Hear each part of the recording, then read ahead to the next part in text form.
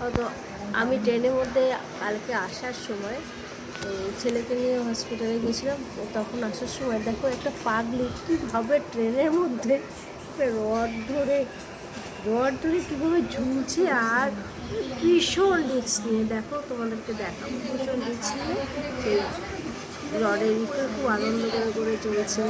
আমি পুরো বনগাঁ থেকে চাঁদপাড়া পর্যন্ত আমি দেখে তো অবাক, লাস্টে ভিডিওটা না করেই পারলাম না। দেখো একটু, চলো। আমি মিতু বিশ্বাস, চাহিয়ে চলো একসঙ্গে। সিরিয়াস মহিলা দেখো।